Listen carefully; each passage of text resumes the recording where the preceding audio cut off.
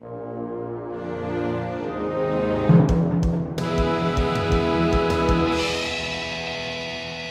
up, everybody. How you doing? Jared Ice and Michael Pegger here with Sex, Trucks, and Opera. This is your podcast for May 4th. May 4th? Like Michael May's 4th? Fucking terrible. Fucking terrible. We are here with the one and only Michael Mays. Hey, how's it going? Feel blessed. Hashtag blessed. Too blessed to be stressed. Oh, good. Oh, yeah, man. Thrill to announce. Thrill to announce. It's gonna Hashtag be thrill to fucking announce. fun today. This is going to be a wild one. It's going to be wet and wild. So, you're both Mike. I don't know how to separate this. You can call me Mazer. Everybody gets out. That's kind of a... Mazer and Pegger. Pegasus and Pegger. Pagers. Yeah, So me and nice. Mazer here today. Pegger, I barely know her. Oh! I don't have the fucking corny radio sounds for this, man. Me and Mazer, we were hanging out in Frankfurt today, man, seeing some of the city. Up in the fort. Up in the fort, man. He's in Stuttgart at the moment doing Nixon, China, right? Yeah, on the moon. Yeah, man. On the moon. For real?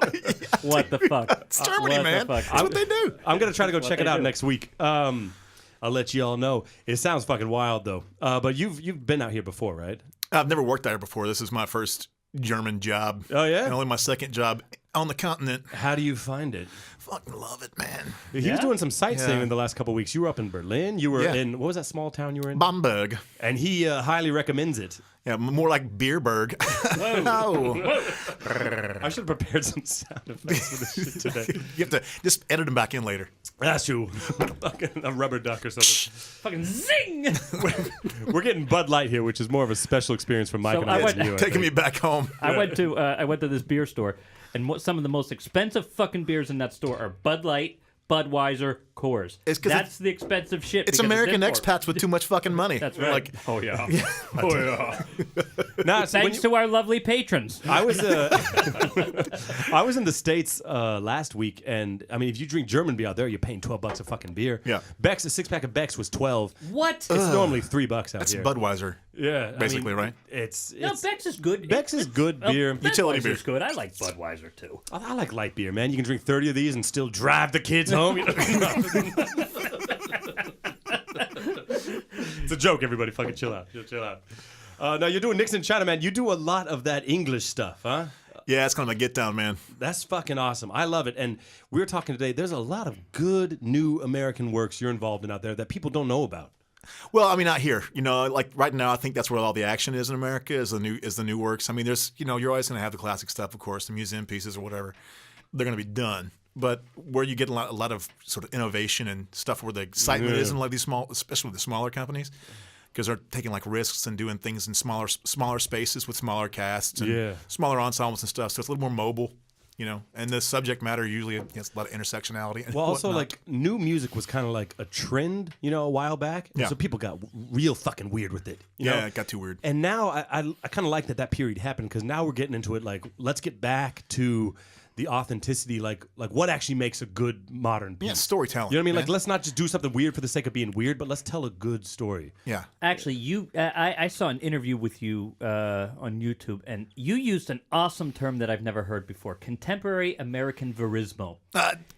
Cavo. That's the hashtag, Cavo. Contemporary really? American Verismo Opera. That shit. That's great, dude. That's my hashtag. That's your jam. man, that's good. Bravo, that one hashtag. and Opera with a Conscience, Opera with a conscience. I like it. because it's these are works that, like, especially with Opera with a Conscience, it's usually it takes a subject like veterans issues or the homosexual experience in any sort of context where they've been oppressed, or PTSD, or suicidal ideation. These are things that people in America who don't necessarily understand anything about opera, they can relate to the subject matter, and it sort of acts as a gateway. Because it was my gateway into the business. That's smart. That's smart, because people always talk about, like, how can we fucking make it cool? Like, how much fucking smoke can we put in this theater? Yeah, let's do Magic Flute, but set it in the rainforest. But That'll bring them in. Yeah, but put it on the moon. But if you want, if you want to make it relatable, then let's start with a topic that's fucking relatable. Yeah. Write new shit that people want to see about smart. subjects that they want to fucking see. How about that? Yeah, that's smart. And it doesn't sound like someone's dumping their china dishes all over the floor. PTSD. What piece did you do concerning that? That's interesting. A few, like I did. There's one piece called "Glory Denied" that I've done a lot. Pittsburgh just did it, I think. Yeah, right? yeah. It wasn't me, but it was like Like we're doing it in Atlanta. We did it in Des Moines at Camp Dodge on an active military base. No shit, dude. And in the audience, one of the performances was just for veterans and their families. Awesome. Did you get any sort of feedback for like what they thought of it? Like how did they? Brother. Yeah. Dude, so this story is devastating. I won't go because it'll take It'll take us to a dark place. And then this happens. But it's like it's not the John McCain like hero story. It's a story about a guy who goes over there. He spends 9 years in a Vietnamese prison camp. Jesus. The first 4 months he spent in a cage that was 2 by 2 by 5. He's my size with a broken Is this back. based on? True story? Jesus. True story. Christ. Yeah, I know his family because of this show. Fuck. So like. This guy like went through the worst, and like he was there for 9 years. Didn't even hear another word of English for the first 5 years. That's crazy. Was in solitary confinement. Like it would take him 45 minutes to stand up in the morning because he was so emaciated. Oh my God. When they finally did put other soldiers in the cage with him, they thought that he was a dead body until he moved, and then they all went crazy because they knew that's where they were going. Oh my God. And so like he's going through the worst things you could possibly imagine, and. Meanwhile, while he's there, his wife moves his three daughters and son, newborn son, in with another man in the military and has him raise this family as his own. Oh my God. And basically denies his existence. And when they come with tape saying, "Is this your husband?" She's like, at first she says, "Yes, that's Jim." And then she's like, "Oh, no, wait, I can't be sure." Okay. Because if she identifies him, her whole story gets exposed. Right. Jesus. She stops getting the checks, all that stuff. So for him, the only thing that was keeping him together over there was building a house in his mind for his perfect family. And he had it down to like board feet of lumber, the plumbing, the Oh wire. my God, I've heard this story before. It is devastating. Oh This no, is this some of guy, the most dramatic shit I've ever heard, and it's real didn't fucking he build life. the house eventually? He did build the house. The funny thing was the house that he had built in his mind was actually the exact house that this guy had built with his army paychecks.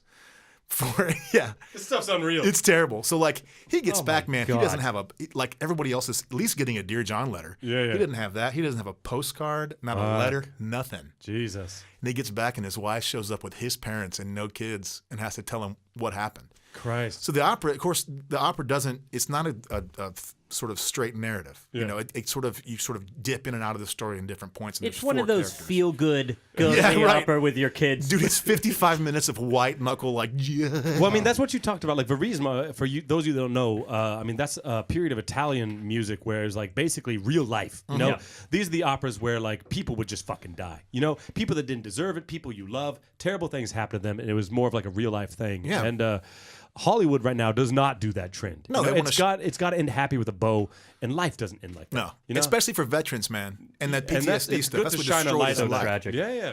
The And suicide rate among veterans is a national travesty. It's terrible. And so then it was well received. Yeah, there was a guy. So every time you do this show, you have to have a panel discussion afterwards. Because Okay. literally, the opera is not just the opera. Yeah. The opera is the opera and the discussion that follows. Of course. The opera starts the conversation, much like a podcast does. When Yeah, you listen to a sure. podcast, you listen to all those things, and then you go Google that shit as soon as you leave. Right. That's what this thing does. We have to have therapists and stuff there because these guys. Christ. I mean, my character goes through it. And they got to watch it. They got to watch it, and it triggers these guys. Yeah. Yeah. And we had a Vietnam vet who's was on our panel, Yeah. whose best friend was never found. Fuck. And he was a POW. Do they give like a warning? Like these people know what they're gonna Yeah, see yeah, when they yeah. watch it. And this Christ. dude is telling us about how the show. Like he was like, my name is this guy, and I came. I probably know this subject better than anybody in this place. My best friend was. And he starts just Jesus. losing it. This That's like real. grizzled That's fucking war real. veteran, Yeah, tears yeah. coming down his eyes, man. It was Christ. like, and that's what I mean. It's opera that actually, not opera means work, right? Yeah. But this is opera that works in the respect that it does work in the Yeah. community. It Man, works that in gets the me community. excited again. But That gets me excited for fucking opera. again and doing But shit. props to that guy. I mean, like to get up and be able to share, Oh. in front of people. I mean, that's incredible. We had a guy like in Nashville when we did it. Yeah. In Nashville when we did it, not only is Nashville like an hour from where his wife is buried, his ex-wife just buried, and this guy's also gone. His whole family still lives all around there. Yeah. So for the opening night in Nashville, His whole family was in the audience. Jesus. So I'm playing this guy at his, and it is not like John McCain story. This is like, it doesn't treat him well either. Holy shit. I mean, like, because we get up on stage and we play people that like don't even fucking exist. Yeah, and we this is somebody's family, man. Yeah, and they're there watching you play that character. Dude, tell his story. How'd you deal with that sort of pressure? That's a lot. That's a lot more pressure than you normally have. I just don't. I would not caught myself thinking about it. I was like, just don't. Just put it back. Just push it back. Just put it back in the drawer, man. That's what I do. In real life, that's what I do with my feet. I shove them down. Yeah, push it That's down with Brown. Nice, You yeah. just- But this, like, I mean, that is an extreme amount of pressure. I mean, that's why I stopped singing weddings, you know? Because I don't want to, like... funerals. I swear to God. I'm too empathetic for I this. really did. The funerals, like, they're like, it's like, I got to, like, honor this person's life right now with an Ave Maria at 7 in the morning. Can I stand behind a screen? I don't want to see this wife Can I crying. lip sync? Jesus Christ. Guys, you guys are way behind. I need another That's beer. hard. Yeah. I need another fucking We're way beer. behind. We've been drinking all day, man. Okay, I'll go get it. You're behind. Are you going to get one of the special ones? Yeah, I got it. I'll tell you the story about this guy. Like, his daughter came up to me after the show in Nashville. Mm-hmm. And he struggled with alcohol addiction and pill addiction and everything else because, you know, we didn't know what PTSD was at that time. Right. So there was he didn't have any treatment really. And it's like psychiatrists and things. It was like the 60s, 70s, man. What didn't know shit. And so, like, his daughter came up to me, and it was somebody with whom I interacted a lot because there was not a lot. It was a book, but you don't have that personal. Right. So we would talk on Facebook. And at the end of the show, she came up to me and said, I want to give you something that I've been holding on for 30 years. Okay. She said, I never got to say goodbye to my father. Oh, Jesus. We were estranged at his death, and he did not speak. He didn't even allow his kids to come to his funeral. Oh, my God. Yeah, his ashes were spread to sea by perfect strangers. Okay. Because he was a lawyer. bitter. Yeah. I don't. And she said, you know, Daddy and I were estranged, but, you know, when I was going through a hard time, he gave this to me, and I've been carrying it for 30 years. Jesus. And tonight, I feel like I got the chance to say goodbye to my father that I never had. Fuck, man. And I want you to hold on to it. Ah, she just keeps hitting you with these And I'm tearjerk just moments, going, dude. She hands me his 1-year sobriety card from AA. No. And you can see the little ridge on it is rubbed From him brassy. rubbing it when he wants a drink or something. Yeah. Dude, goosebumps. Yeah. Fucking Got me. goosebumps. I think I need a drink now. Yeah.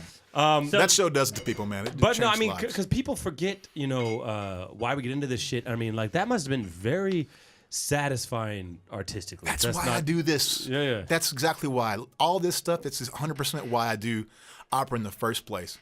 And it was like, oh, that's my... Is that your phone? That's my alarm. I heard opera. I just heard a bunch of fucking hooking and pushing Yeah, in the I heard a whole background. crowd of people. That's a good ringtone. You get that go, they're like, what is that? You're like, Moby Dick. And then the word dick's out there, you know? It's out there. It's And now then out it's in the just world. a stone's throw from... Man, but yeah, I mean, that's why you fucking... What are you looking for? I'm looking for something to open this goddamn bottle. Oh, there it is. There it is. So, because we got some baritones in the house today, we're baritone heavy. We got the Vagabond, gluten free, baby.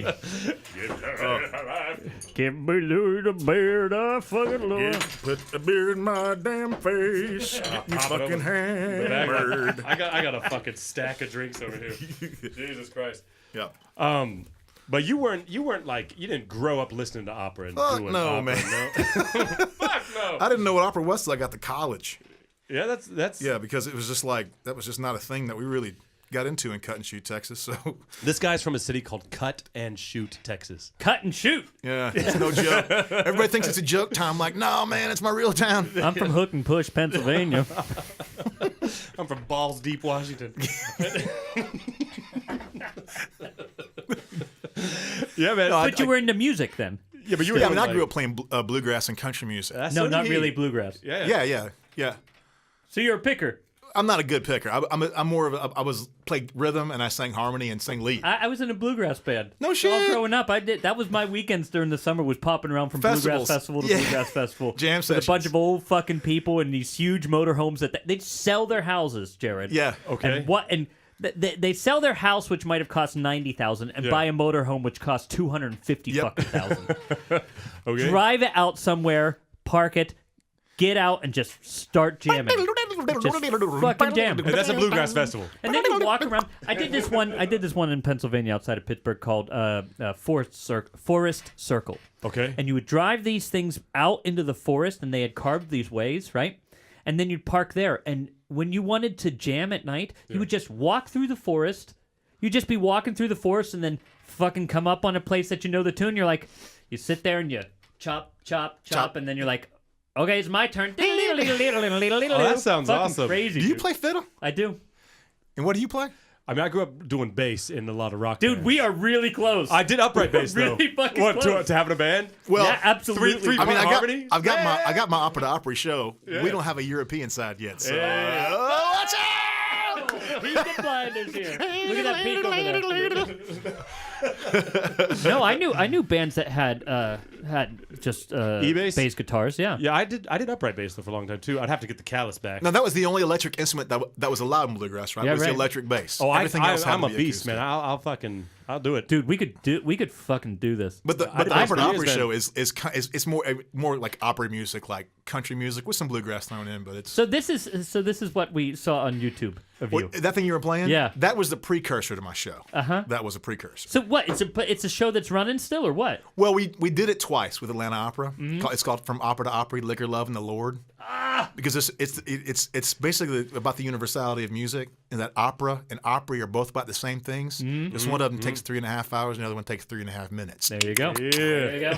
Yeah, that sounds cool, man. Can we see clips of that somewhere? Yeah, it's on the I'm YouTubes. interested. I mean, on the interwebs. we were talking about audio and video and the difficulties, and Yeah. our audio and video are terrible. But Recording idea. live music is fucking hard. And- Recording like acoustic voices Yeah, it's is just a fucking nuts. nightmare, dude. And it's tough. the balance is all off, and you're like, literally the first time we did the show, we had never played together before. Jesus. Before 3 days before the show. Okay. So we did. We wrote the show and did it all through, the internet, talking on video chat and stuff. And then we got together and just played like 3 days, all day long, every day, Fucking great, dude. and then That's did kind the of show. Man, That's kind I of miss that authentic. I mean, shit. that's bluegrass, you know. Yeah. I mean, they're not rehearsing this shit for 4 weeks. It has that vibe. That's cool, man. I got to check that out. But you don't I'm pumped need up. to with those guys either, because those guys they're such good musicians. It They it just fucking pisses me fucking off. go. If you don't have the vernacular, people won't label you as a good musician. But like, I did a lot of jazz growing up, and that was the same thing. These jazz pianists, these old school guys, they didn't have a lot of the vocabulary, but they could hear everything. Yeah. They'd hear everything, Like, if you played a chord, and it's like, nah, man, there's no flat 11 in that chord. You fucking crazy ass. Like, they can hear it all. I still hear it all. maintain some of the best musicians I've ever worked with were in those bluegrass festivals. Oh, where man. they didn't know the tune; they would just feel which chord was coming next, and even if it was a funky, fucked up chord, Yeah. they would be able to react so quickly and get it. It was But that's just what you want to get to. incredible It's me. like we speak English, but we learn English. But when you learn a language, you have to learn the rules. But the goal is to someday just be able to express your thoughts through it. Music's the same way. A lot of people, they go to music school and they learn all the vocabulary. But the goal is that someday just to be able to have this ear in the ear, out the mouth type of thing, just like language. And these bluegrass guys, that's all they have. It's fucking incredible. Those people are great musicians. Yeah. And one of the guys on my show, they're all opera singers. Leah Partridge, Really? John Burton, Corey Kreider. And Corey Kreider. Yeah, no yeah. Shit. What And did so- he play? What was he doing in bass. there? No shit. Yeah. So we put this show together and just did it. And literally the first half is us as opera singers doing the typical bullshit, boring ass concert that every, pardon the gender roles, but every fucking husband that's been dragged by their wife to go to some opera bullshit that they hate. And so they're just like, "Meh." Yeah. And so it's us doing opera. And then John, who happens to be a guy that is a great operatic tenor, but got his start as a studio musician and is on some of Billy Ray Cyrus's albums. No shit. Ace guitar player. Yeah. Awesome. He sort of stays as the common goal, and the rest of us go back and change into Cletus McHatfield and McHatfield Family Singers. Yes. Because the issue is the booking agency was supposed to hire 2 opera acts, and they messed up. And they got an opera act and an Opry act. Oh, nice. And the Opry folks won't cancel. So the second half of the show is literally like, how was country music similar to opera? And it's a whole thing. Like we'll say, one of the setups is for Giovanni, because we do some stuff from Giovanni in the first half. Yeah. So I say, this Elvira lady, she's chasing this Giovanni feller around doing all this stuff. And he's like, and John's, very opera. He's like, yeah, well, yes, absolutely. That's what happened. And, she's a good lady, and she really wants him to repent because she loves him, and she really wants him to see the light of his. Is that what tenors ways. fucking sound That's like? that's what John sounds. I thought you were talking, Mike. I thought that was you just now. And then I go. So you say this Elvira lady? You say she was a good-hearted woman? He was like, yeah. I was like, you say she was in love with a good-timing man? 3, 4, 1. She's a good-hearted woman in love with a good-timing man. And people just go, ah! You know. I've never had an ovation like I've had for that show. People Dude, go you got to crazy. get that. Has to get some play over here. Dude. Yeah. We're looking at it. That's Totally. gotta get play. It would absolutely crush because I was telling you earlier, they fucking love Western shit out here. They're still watching. What's that show? Bonanza. Bonanza's huge out here. It was like Deadwood? No, I mean people my fucking age, like 30s, 20s. They're still watching that shit. There's love a cartoon cowboys called Lucky and shit. Luke or something here. That's huge. Yeah. It's huge here. Which is Pecos Bill, basically. Yeah. But they would love that shit. Yeah. They really would. They really would. It would do really well. I think we can get it to work, especially up in the Scandinavian countries too. They love bluegrass. Oh, they love it. There was a bluegrass concert in Oldenburg when I was there. Yeah. They had a bluegrass band, and it was killed, sold right? out Yeah. and fucking just killed. Man, I tell you, I mean, German leaders just like country music. It's the same fucking It's the thing. same stuff, man. It's the same stuff. It really is. The themes, but also like melodies and stuff. Some of these old, I mean, and country's just like rap. It's become something that it wasn't originally, like what it is now. But if you look at real country music, you know, back when Not Old Town Road. not Old Town Road. Yeah, not Old Town. Yeah. But stuff like we listen to in your garden, that type of stuff. Yeah, I've heard it be called the first sort of or gangster rap, right? There are all those outlaw singers. Yeah. You know, I mean Willie Whalen and the boys. Chris Christopherson. Yep. You know. Chris Christopherson wrote some of the best fucking songs of all Yeah. time. And nobody knows his name. No. Really. Nobody knows his fucking Until you name. read who but wrote he's the songs. Amazing. Yeah. That's like that. Now, that's really cool, man. That's cool that you're involved with that. But you started off doing that stuff, right? Yeah, I mean, I wasn't like professional or anything. Yeah, it was but just like that was. I mean, you have to have a way singing in into church and doing stuff like that. We had a bluegrass band in our church for our church music. It was a bluegrass Dude, band. that's awesome. I mean, we all have a similar story. We all kind of got into opera later. He was doing bluegrass. You were doing bluegrass. I was doing this rock stuff. But then, how did you get into it? When did you make the switch over? Well, I was like in high school. I was a football player. I played football for like 7 years. From, Okay. Middle Which school position? on. Well, I started out as a nose guard, and then I was a Okay. linebacker. There you go. I was an assassin. I was the water boy. That's some high quality H2O. That's a high quality water boy accent. Yeah, right. That's really good.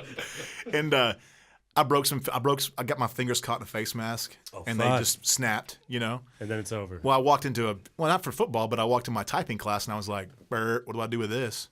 Oh, And I could already type fast because my mom was a secretary. So wow. they said, just go pick a different elective. But it's the middle of the semester, so I had to pick either theater or drama. Drama or choir. Mm-hmm. And those drama kids are a bunch of weirdos. Ain't doing that. Bunch of weird, dark clothes, wearing long-haired earring, nose ring, having Those Texas drama kids. I totally ended up doing it for a life, which is the irony of my life. But I chose choir because I thought it would be easy A. And so by the time I graduated high school, I quit playing football and I made all-state choir. If you make all-state choir in Texas, the people throw money at you. Yeah. And I was going to have to go deal. to the Coast Guard or the Navy to go to college. And I was like, well, hey, this is nice. I'll just take the scholarship money, get myself a business degree, and turn around and gig him in the ass on the way out. Yeah, nice. And I just fell in love with it. I started studying with the voice teacher who had a 20-year career in Germany. And he was like, number one, you're not a tenor. You thought you were a tenor. Yeah. See, exact opposite for me. I thought I was a deep bass You were baritone. like chocolatey bass. Yeah. How can I sing all these?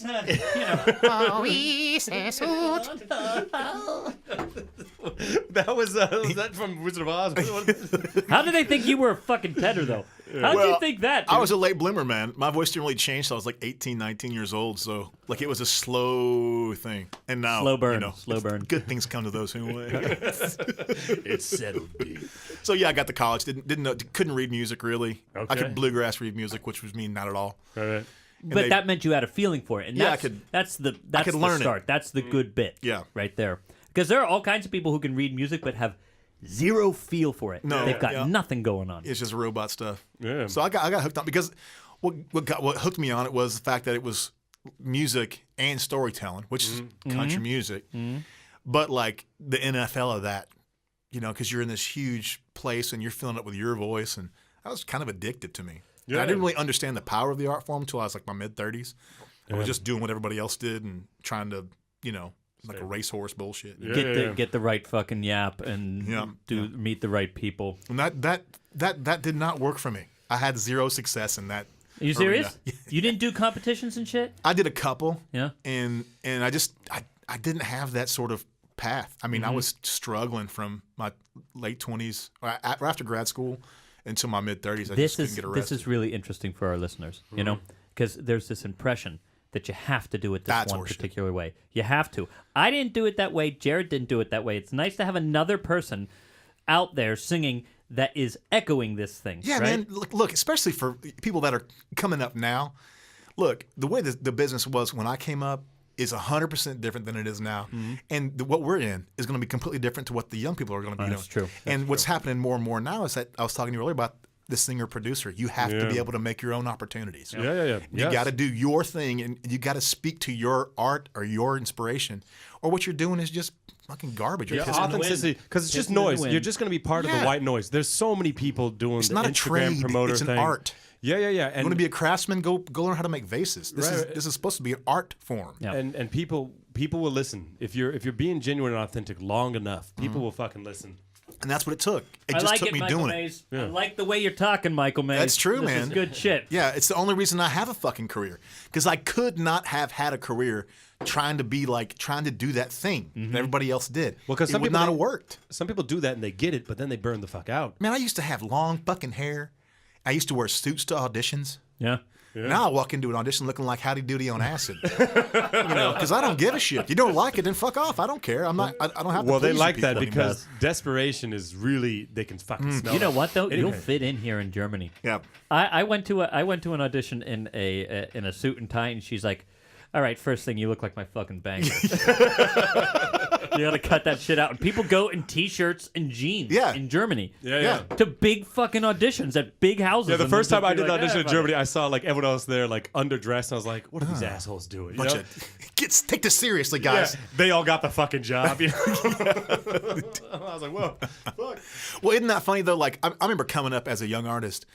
That was the advice they gave us: is to like dress like fucking accountants, and be as square and as uninspired. Like as don't try to be different. Don't try Fit to stick the mold, out. motherfucker. Yeah, bang your. If you don't fit into that mold, just keep banging on it until you do. Until pieces of you get carved off, and then you'll be a real opera singer. It makes you wonder what kind of talent has then fallen by the wayside. What lot. kind of I know some that has. Yeah, you know? man. Yeah. One of the best singers I know is a Twitter vice president now. Yeah. You know, This stuff. Well, that's also not so bad. I mean, He's doing she did okay.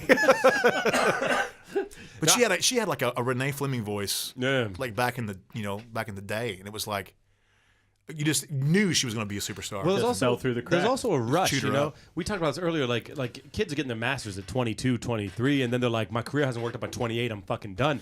It's what like, the fuck do you know at 28, man? Yeah, Who like the nothing. Fuck, What's how the can rush, you say man? someone's a master of anything except jerking off Well, at 22 years old? And by then, I was a master at that. Let me I tell you. was amazing. I was married to a Baptist. I was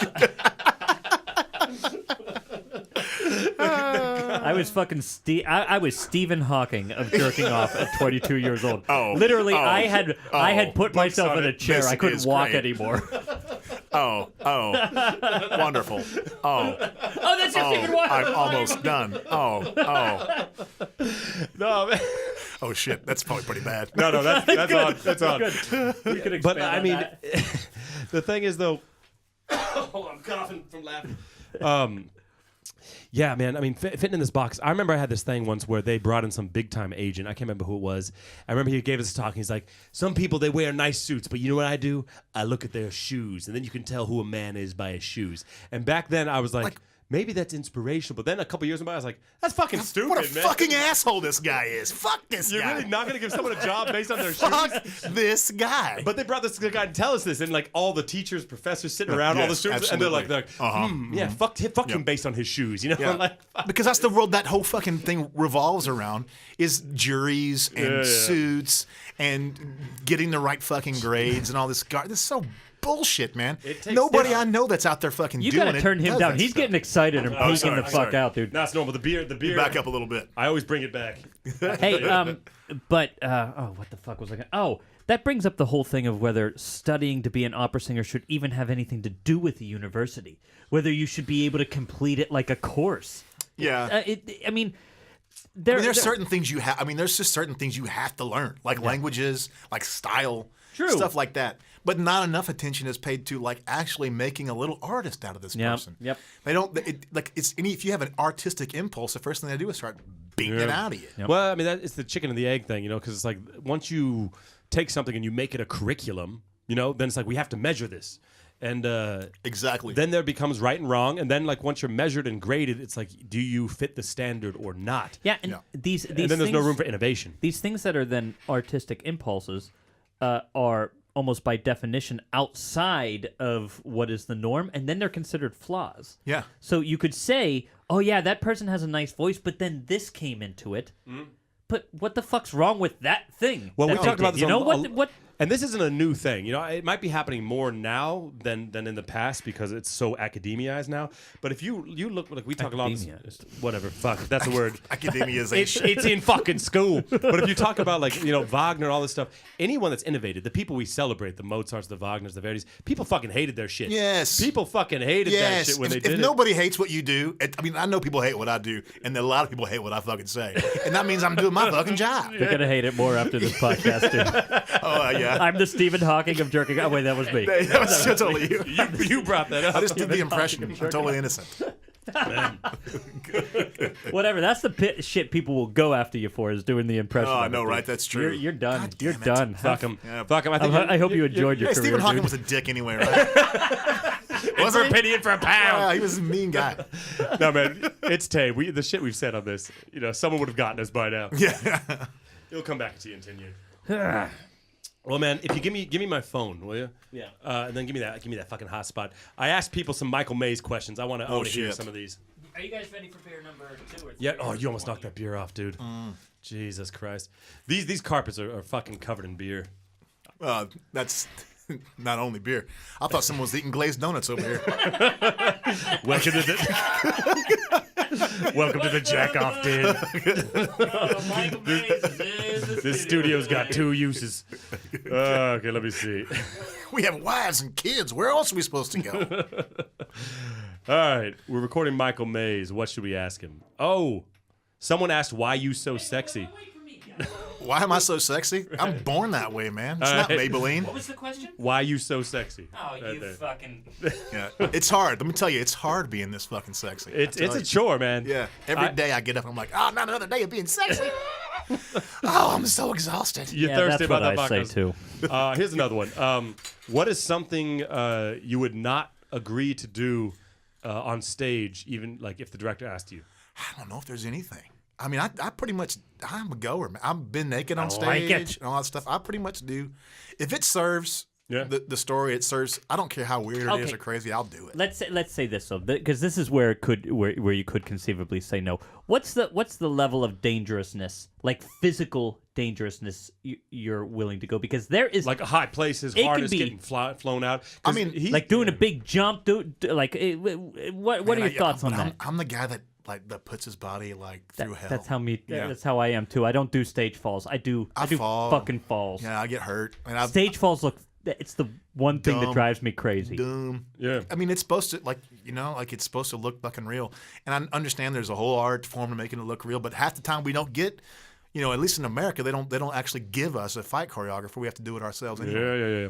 But I've climbed. I mean, when we did the Wreckers at Bard, I had like a quote unquote Thaddeus Strasberger, who's baller director, man, he's awesome. And the set design had like a lighthouse built out of crates at the and you had to climb. I had to climb all the way to the top. No ropes, to the top of the proscenium. Yeah. Jesus. In Nixon, they fly me in from the top of the stage. Fuck. It's baller. I love it. That's I love cool. stuff like that. I mean, that's why you do it. I mean, I get why some people are worried about that. But it's why you do it. It's what your reasons are for doing it. I did this to Giovanni where they had a second balcony, and in the beginning when he's running from this woman, I came out, hurdled the fucking second balcony, and it was maybe like 2-3 meters. You know what I mean? Yeah. Just drop. And it's like meters. What are meters? I don't know, man. That's I don't know what that means. Dude, 8 feet. You'll 8 be feet. convinced when you come over here, though. No, I'm ready for it. It makes more fucking sense. It's like I want to be great at German. I'm just not. I also want to be great at the metric system, but I'm just confused by You don't even have to. It makes as so soon much- as if you can count to 10, you're good at the metric system Oh, see, already. that's the problem. No, but you could bust an ankle or something like that. But I mean, like physical stuff, it's a good point for most people. I don't know. People have their limits. Like I've sung with a lot. There's a soprano I used to do a lot of singing with. She's super Mormon. You know, it's like any sort of physical stuff, kissing stuff. It's like we had these limits always with her, and it's I'm like, well, then you probably shouldn't do this for a living. Right. If you Thank got you. limits. That look, I'm sure that every day of the week someone's doing a show at Disney, Yeah. and they don't have to do any of that stuff. Yeah, and man. that's probably great for that lifestyle. But look, we're not here to be delicate with people. no. That's not And what I we're mean, here opera. Sing it! Opera was the Sing fucking it. Hollywood of Man, of come on. stuff for a long time. And what they're doing, like, could you imagine if you're an actress and you did that shit? It's called being unemployed. Yeah. And they'll pass over. And you. just because we have this path towards this career that involves degrees and math, everybody thinks it's like you do this, and you get the job. No, you learn those things, and then it's the beginning. And then you're just kind of in the game. Yeah. Then you're allowed to go and be a part of that whole fucking Yeah. thing. And then you have to do something worthwhile. The problem is there have been so many people who are just completely uninteresting doing this art form for so long that there are a lot of people who are not even expecting it of them. And they should be. Yeah. People should be pushing these people to the fucking limit, Yeah. but they're not. But I will also say this. I'll play devil's advocate. Like we've all done this for a while. Like we're professional enough where I could easily see the line of somebody asking something that didn't need to happen. I'd be like, no, I think that's not necessary. Well, look, I have stood up to directors before. Yeah, right. To some, I've really said some shit I believe it. because what they were asking me to do did not serve. Yeah. Or because they just didn't know what the fuck they were talking Because like a about. lot of people, Question like, is it effective Yeah. or not? If it's effective, you're down. yeah. If it's not, then I wouldn't say I wouldn't give the advice to say yes to everything, because I did do a show recently where like the director was asking this girl basically like get naked, and there was no real reason for it. You know what I mean? You got to know your limits, And and you have boundaries. But if there's an artistic reason for it, if it is a sex scene, if it is like ancient Greece, if there's a reason for this, and there's an artistic argument, then you shouldn't have boundaries. You shouldn't have limits. Not with your other actors, the and also The Red Not Woman with- from not Game of with your Thrones. body. The Yeah. you watch Game of Thrones? Too? Yeah. Red Woman from Game of Thrones. Anytime she had a scene where she had to be naked, she would just completely strip down and walk around set and go and purposely talk to people in conversations completely naked, just so that people would get. Oh my God, Red Woman, baby. Red Woman, come on the Red podcast, Red Woman. But just to break down people's being all Yeah. fucking shitty about being naked. So that's her. That's her naked body. I had to do naked before, Yeah. right? I had to do naked, like in Dead Man Walking. Often there's a scene where the two prison guards change him into his outfit, and he Where has you to- drop the soap. Yeah, In the, well, in the, kind of. I got to drop my diaper. I got to drop my pants and put on a diaper. And that was weird, especially the time I did it, and I was facing upstage, and the whole chorus was back there, and I was like, "Hey, this is my little ding-a-ling. How's it going? It's cold up here." What is? I know, dude. Really I meant to prepare you for that. That's a cider. I didn't even know that. I didn't know that when I bought it. Oh, But that's that- going but to that- change the whole timbre of the podcast That now. kicked me in the I better start bowels. talking through my In nose. the bowels. Oh, it's cider. Cider. Well, after 10 years, It's gluten-free. gluten talk. That got I me. had That. no idea you could make gluten-free beer. I just bought it because of the Oh, Vagabond. is this gluten-free? Yeah, That this was- one says gluten-free, which might just be bullshit. I think Gluten people up. are putting gluten-free on stuff just to be We put part of the gluten-free movement. on, like, water. Right. Gluten-free, no shit. I'll buy it. They're not lying. They're not lying. Non-GMO water. Great. Congratulations. Oh man, this is hard to take, this cider. Some of these are kind of lame. Ask him anyway. We can jam. Ask him. We'll Yeah, jam. Even the lame ones. I'll do one more. Say one of the lame ones. Say that it's lame Well, so that nah. she can be embarrassed. Or I don't want to. I don't want to call somebody else out. Too late. This one's lame. I But already exposed myself. okay, how about this one? Is the German? This is the last one we'll do. Is the German process different than the U.S. process? Yes. Sean? Yeah. Shed some light, Michael. It's Mays. great. I fucking love it, man. Ew. Really? I loved it. Yeah, because it was 6 weeks of discovery. Yeah. Which I don't know if that's They do a long one compared to the States. and you have so much time to take risks. Yeah. You know, because you every time, like at the States, you had like 3 weeks, 4 weeks, maybe. Yeah. Sometimes a 1 week. And you don't have time to take risks because you only have 6 hours a day to do. Right. So if you take a risk and it sucks, well, you just wasted 45 minutes. So here you can, and that's what happened with Marco. I took a lot of risks and we just pared away the things that didn't work. I love it. I really loved it. You know, there's a big thing in America about they don't like Reggie Theater and stuff like that. And it's like, yeah, but a lot of what we do in America is Opera 101. Yeah, absolutely. And this is not Opera 101. They've been doing this shit this is their art form. Yeah. So, like, it's hard to criticize somebody when they're just like, yeah, we've seen Magic Flute 1,000 billion fucking times. Yeah. Maybe we don't want to see that shit again the same way. It can go too far. Regie Theater can really fucking... You got to take those risks. You got to take risks. Yeah. You got to go too far to know where the fucking border is, where the edge is. In America, a lot of the places you have the opposite, where it's just like, or anything they think's really edgy, it's like, that's not so edgy. It's just everybody's in a different kind of costume. Right. Let me play devil's advocate, though. I've experienced sometimes where you can find a good groove, and then you've still got 3 fucking weeks of rehearsal left. And it can get kind of stale. And you want there's this sweet spot that you want to fucking hit where you're getting to the good stuff right at the right time. But some of that premiere. I think is pacing of the director. That's the director, yeah. That's what Marco would just give us the day off. He'd be like, "Oh, okay. that's fucking brilliant." He's dude. like, today, like we've got to where we want to go. Take tomorrow off. Take the next day off. Think about some things. Yeah, we'll come that's back smart. again. Yeah, because when you're just drilling, it becomes routine, and it's really hard to keep. And you're panicking. You're just panicking all the time. Like, every morning, like, what do I got to do today? Mm-hmm. When you have time to actually let things settle. But even if you're nailing it, just to fucking be running it, it gets boring. Yeah. I did this thing in Hamburg where we did a show 5 days a week for 3 months, and like after a while, you're just. That's why I don't do musical theater. You're completely checked out. You're completely checked out. You're like, my mind was at dinner. It was fucking somewhere else because there was nothing. It took no energy to be present because I just. That's what's so great about what we do versus like what they do in like for-profit theater in the States, like the musical theater world and stuff. I love that. Don't get me wrong. I'm not criticizing. I love what they do, but. For me, doing that would be just brutal. I don't know how they do it. Seriously, I met this guy out drinking in Hamburg. He was doing I think he sang Aladdin at the Aladdin musical, and they've been doing that for I think 10 years. Yeah. And he does it 5 nights a week, 2 times Sunday.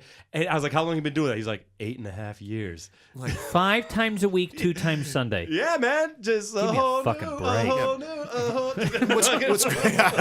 What's great about us is like we do different shows all the time, so we don't have to do one show for 9 months. Yeah, that's a job. Then you're that's. And it presents a whole different sort of basket of bullshit you have to handle. Right. Because you're always learning. We're never going to get Alzheimer's, for fuck's sake. That's true. This is elastic up here, man. They stay sharp. I don't know. I might get Alzheimer's. Just for fun. Just for the fuck of it, just because I make. Who the fuck are you again? I'm sorry. We just lost our Alzheimer's crowd. But they won't remember tomorrow. That's so the it's third okay. one. That's the third one we've lost. Yeah, I'll tell you a joke about that one later. No, man, but you've kind of you feel like you've gotten into a new place in your career. Then you're like, yeah, I mean it's like every year it's a different place, right? Like I think that means you're doing okay as because everything's changing. Like I went, like when I made my debut with Joseph in 2012, Joseph de Rocher. And, I thought you meant like Joseph in the Amazing Technicolor Dreamcoat. When I was doing and you don't know that show? No, the Garden of Eden. Is that song? Was that one? No. That's just Jesus Christ Superstar. I'm thinking of. Yeah, no, this is. Yeah, I don't know Joseph then. The Dreamcoat. Although I would fucking do. I would love to do Jesus Christ Superstar. Yeah, that shit's great. I would love to do it at an opera house. Baby. Yeah, at an opera house.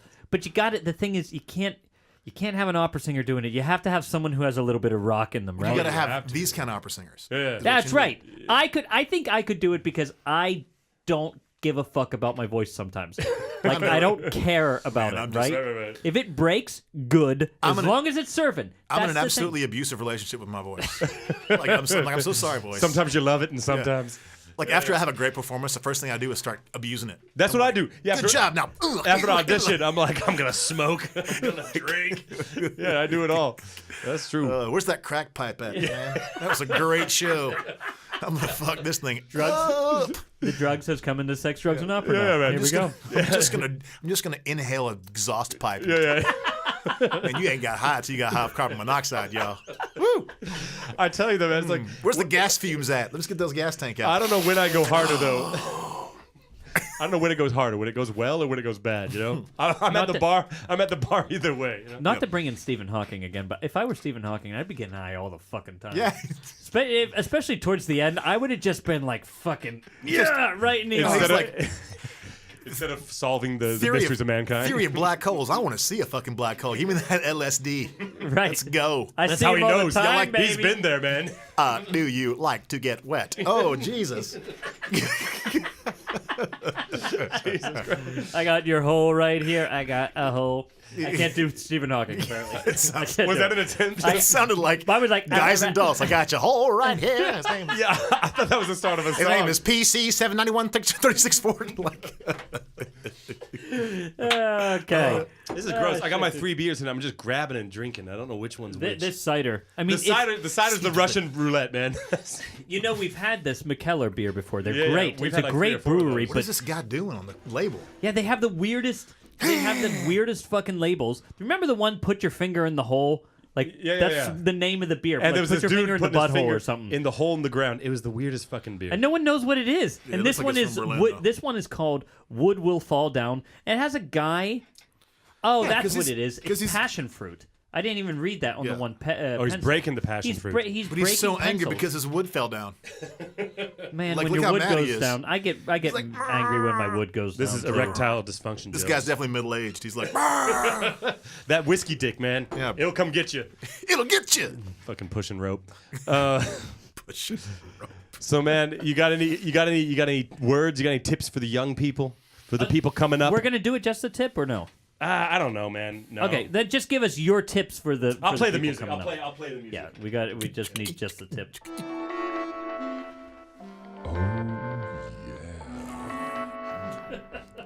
Giggity. You've never heard that music before, have you? This is Jared saying to the porn industry. He's writing and he's sending these songs to X videos. He's pitching, man. He's I don't like, know how you get into the porn industry as a composer, but I'm here waiting. I got free time. Let me.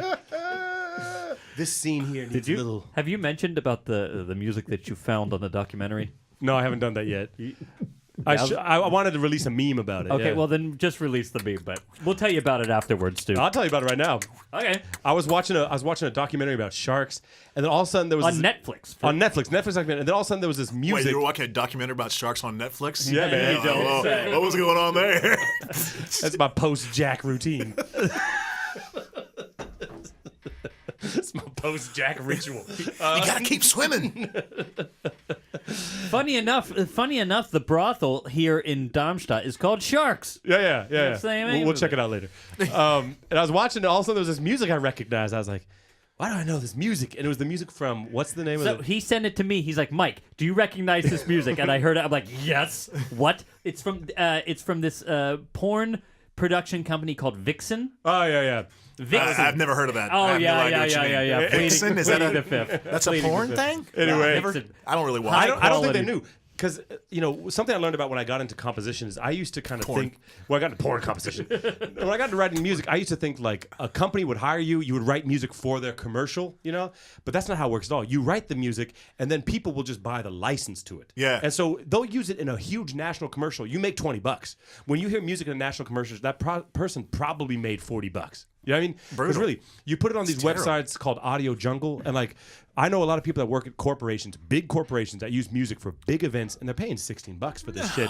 And so someone wrote this song, and the porn website used it, the shark people used it, and that guy probably made $80. But the thing is, there is no way that one of those editors. so one of the for editors knew, and he asked knew the and he producer. let it go. He's like, "You sure about this music?" He's like, "Yeah, man, it really represents the pounding of the waves." He's like, yes, it does represent You pounding. ever seen shark porn? There's a niche. Those scales will get you. Listen, You gotta everybody. watch It'll out. get Pull back. No, never mind. We're working on. Be careful here. Yeah, be careful. Ew. Tread the line. three Tread beers the in. line. Yeah, we're working on an opera porn. Anyway, everybody, wait a so minute. just wait, it's coming. Whoa. We asked you what your advice to the younger The generation. youngins were. I mean, you. God dang! Like I'm about to do this for Classical Singer too. There's a whole video series I'm supposed to do. Warm up. Yeah, and like what I said earlier, I mean, for this context, for what we're talking about, is you have to be willing to create your own opportunities. Yeah. A lot of singer producers are out there right now doing things, and listen, you cannot wait for the business to hand you an opportunity. Right. Like when I go to an opera company and I have a success, Right. They want you to be successful. Yeah, right? They're right. not. We have this sort of idea that when you go to an audition or you go to a company, They're rooting for you to fail. yes, or and they are not. No. What they want is success. They want you to do great because that makes them look good. Yeah, right? yeah. And if you have a success, then you've earned a little capital. Yeah. And you can spend that capital a lot of different ways. What you could do is go, I'd love to do this bullshit basic opera that's been done everywhere. Right. Or you could do something that really was unique and suited you. Yeah. And you create your niche. Yeah. It's a niche business. Yes. And you got to create a niche within the niche. Well, and this you is- got to do what you can do better than anybody else can do. Yeah. And do it all the time until you die. And this is an idea that exists in business, but I think a lot of musicians don't do. It's like you can create a product, that people need, or you can create a need for a product. You know what I mean? If like new American music is your thing, then when they fucking ask what you want to do, you suggest your thing. Yeah. And you don't say like, well, I could do bohem. And that, I ran into it a lot when I did Dead Man Walking the first time, I found what I was looking for in opera.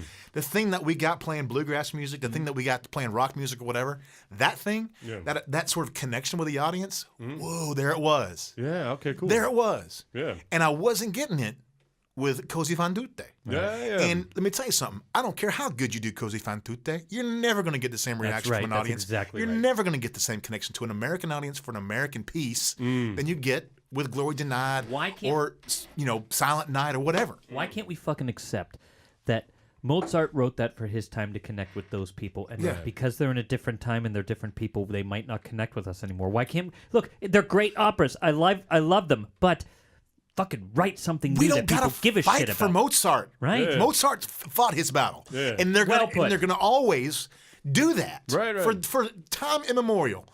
We're never gonna have a shortage of Mozart operas. We're right. never gonna have a shortage of Verdi. We're never gonna have a shortage of Wagner. Yeah. What we do have a shortage of is operas that tell this time. Yep. Because those operas were telling the stories of that time. Yeah. We don't have a story. We're starting to get it now, and I think it's because people y'all's age and people younger than y'all got sick of the gatekeepers telling them what they could and couldn't do. right. That's exactly And you it. see a lot of folks in the States like David Little and Royce Favrick and Beth Morrison projects and what's happening in I'm gonna drop too many fucking names. I'm gonna miss somebody, but Des Moines doing things like that. Minnesota. Seattle's starting to make some things, Arizona. These are companies that didn't used to be looked at as like places where important work is being done. Now they're saying, let's do this important work Des Moines all over the place. especially. I hear Des Moines' name all the fucking time. We We did, You know Glory that? Denied, we did a Glory Denied on a military base for veterans. That's I'm sorry, innovative. And that's called taking the opera to the people, not expecting them to come to you in your ivory tower Yeah, with all man. your foreign language and your tuxedos and bullshit. It's Yeah. called giving a shit. It's Yeah. called. You want to connect. Well, who the fuck is this opera trying to connect with? And you fucking go to them. Don't you want to be in the culture? Yeah. Don't you want to be in the culture? It's whatever- Didn't we get involved in this so we could make some kind of dent? Yeah. And you're not going to make a dent. I mean, we can still do it. Don't get me wrong. I'm not arguing against all this beautiful, great things that have been happening for 250, 300 years. Yeah. However, the 80s and the 90s were a wasteland for new American opera. Yeah. Wasteland. Yep. There was a few things and a few things here. But man, it was all like sort of neoclassical. Well, everyone was trying to be something instead of trying to like actually say something, And I love Dead Man, but that was and everyone thinks and for me, of course, my story is going to relate to that show a lot because it gave me the career that I have now. Right. But the year 2000 was the bottleneck through which all new American opera passed. Yeah. That's when things changed because Yeah. Dead Man showed us a different way of doing You opera. credit the success of your career with Dead Man? Yeah. Yeah. Yeah, because when I did it in Tulsa, then like all of a sudden like I started getting it at all these other companies, and so what I did, whatever Mike Mays does, I was able to take it to all these different places. Yeah. And then that was the beginning of a relationship in those places for what I did not only with new American opera, but with the classics too, with Scarpia, with Jack Rance, with I always want it to look as real. I want people to go, I forgot I was in an opera. Yeah. That's the biggest compliment I could ever get in my life. I didn't even know. I totally forgot that I was watching an opera. What are we doing on time here, Jared? How much time do I have? We're at like 55 minutes. Why? Great. So fast. What's your what? I just went before I opened cans of all different kinds of slimy fucking worms. I wanted to make sure that we had some time. I take yes. Yeah, get you right. Kombucha. You were ready, right? You could have we have normal beer here too if you want it. No, I won't do it. I'm gonna find out what this guy on the label's so pissed sour- off about. You gotta get to the No bottom. wonder he can't get a You boner. get to the bottom, you'll know. That's what happens. Yeah, man. This is cider dick. Dick is wincing because of the man. sourness of Yeah, this beer. the killer it should be called Boner Killer. No, you'd be pulling taffy in that guest room tonight.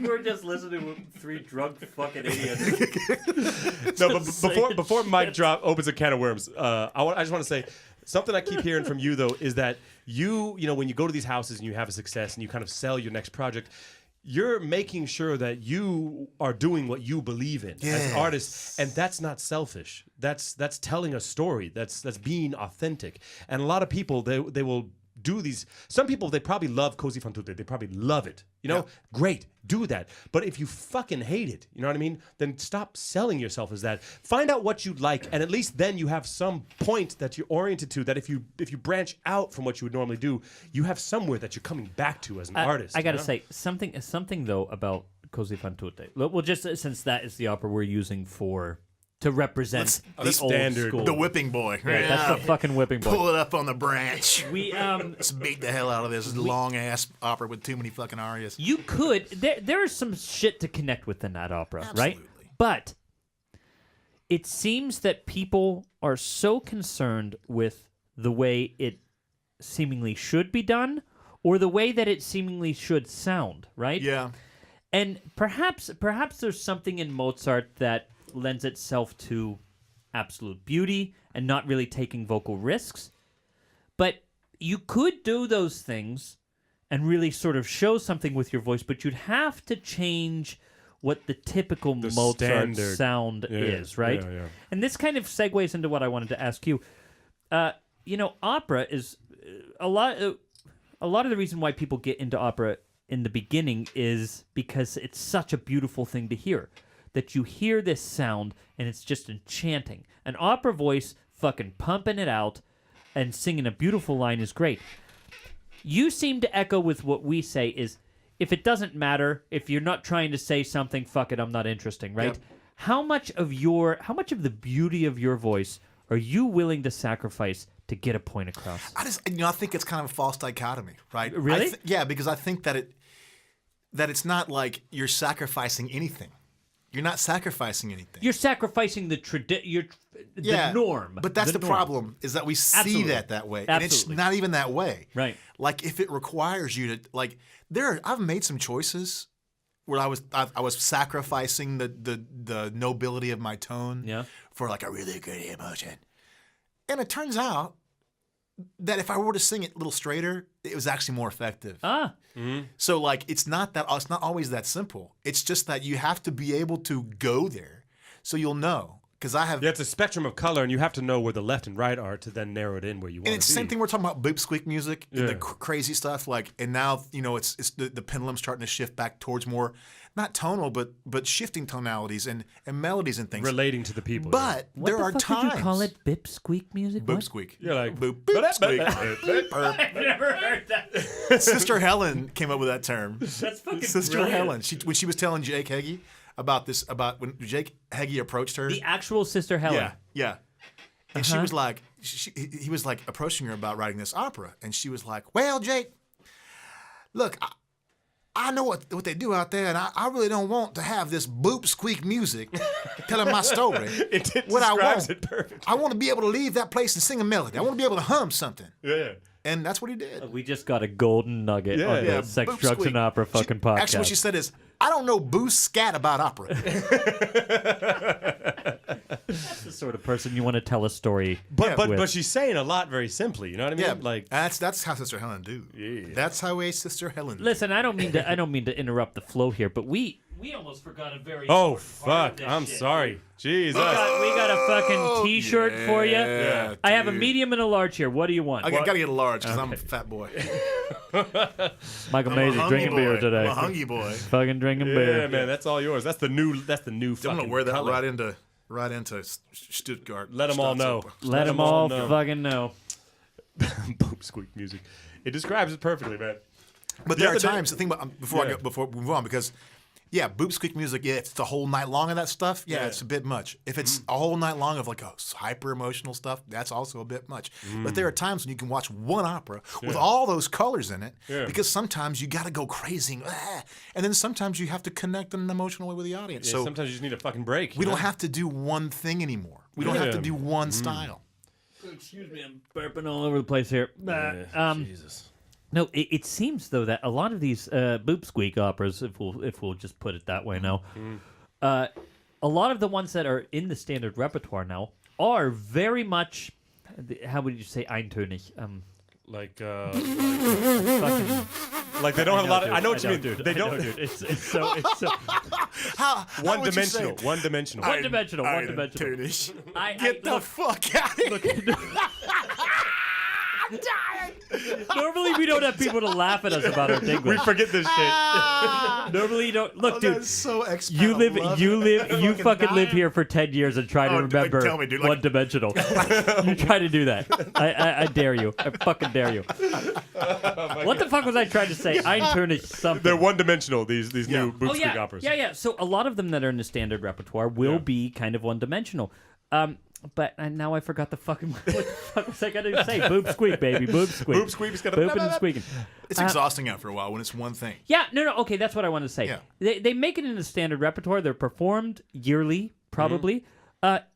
Movies don't go that way. If you see a one-dimensional movie, the most basic of people in the entire world can recognize it and say that's a shit movie. And these one-dimensional movies, they end up being crap. But we have one-dimensional operas that Well, you're are just not kind allowed of to. universally.